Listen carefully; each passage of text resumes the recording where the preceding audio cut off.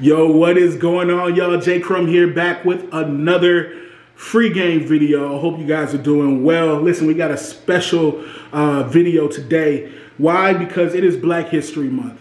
I wanted to do a video on this because one of the things that I see the artist community do better than anybody else, listen, hear me out, don't get mad at me, is pander. Is pander.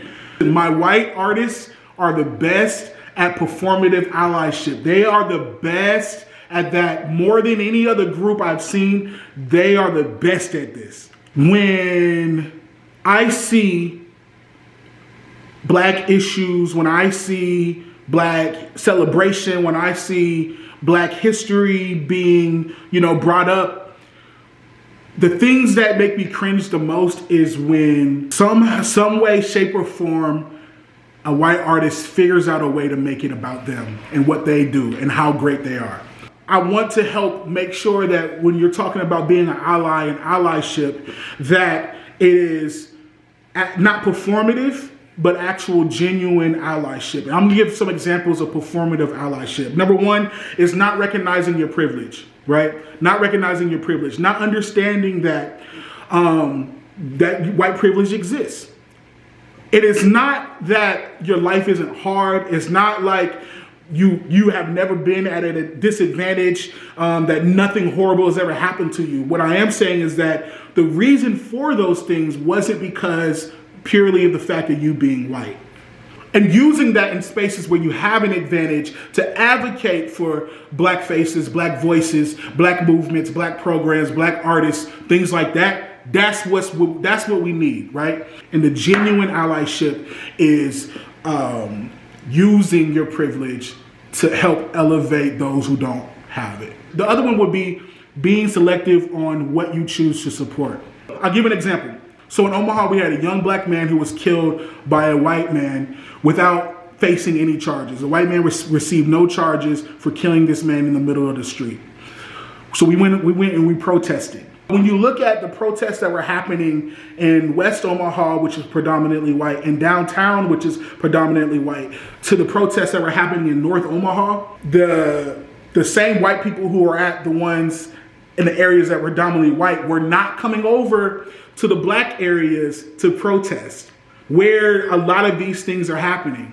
And so it's being selective on what you choose to support.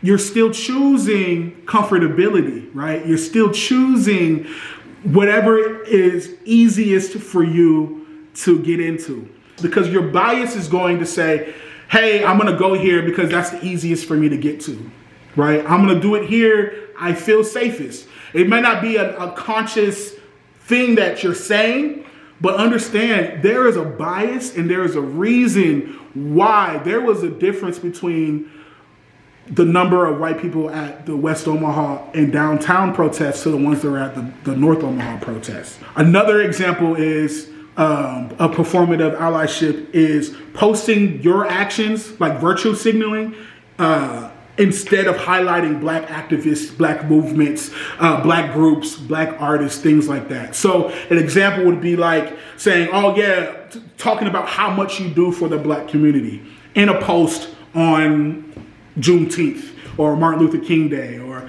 during Black History Month.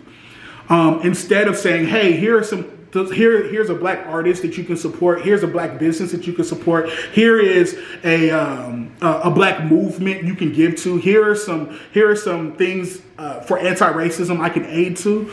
Those are ways that you can be a genuine ally, not bringing the attention to yourself and your new single and your new song and your new video, not bringing the attention to you. Listen, I don't want to see another white artist talking about, hey, I'm dropping a song on Juneteenth and I'm talking about equity. No, you should highlight Black artists, not trying to do something special for a day that's special to Black people.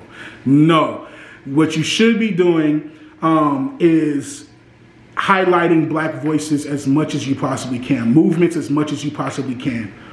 Another thing that I see a lot with performative allyship is people choosing to only speak up when it's popular, when it's trending, when it's a special day, when it's a special month.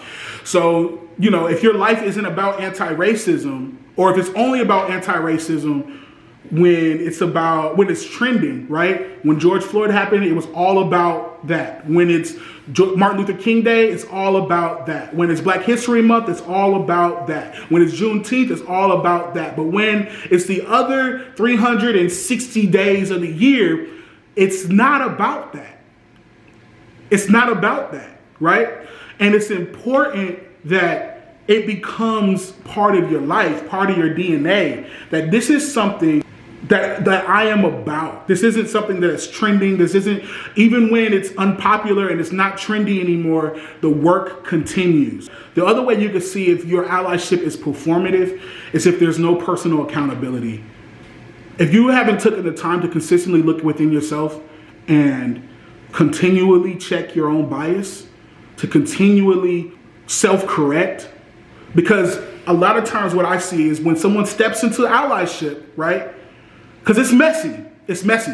But when someone steps into allyship and they're corrected on something, right? Or they're said, hey, this comes off the wrong way, or hey, you shouldn't say that, that's triggering, or hey, it's instead of saying, hey, you know what, you're right, let me work on that. Oftentimes we're met with, I'm an ally. Oh, if I speak up, there's a problem. If I don't speak up, then there's a problem. There's no way you guys can win. Listen, this thing's going to be messy, and you're going to make mistakes when you speak out. You got to have the humility to navigate this thing and understand that I'm going to say some things that are messed up, and then when I'm called on it, I'm going to do whatever I can to make sure I self-correct, to make sure that I'm listening, to make sure I'm learning, to make sure that I'm willing to do whatever I can to make sure I'm navigating this the right way. If I'm with my wife and, I'm saying, hey, baby, I'm riding for you, whatever, and I say something to her that's triggering, or even she receives something that I said in the wrong way, or I may have used the wrong language. She says, hey, baby, this is how I feel when you say that to me, or this is what triggered. And my whole thing is, well, no, I'm your husband. How could you think I would do that? How could you think that I would? This is the things that I do for you. I do this, I do this, I do this, I do this, I do this, I do this.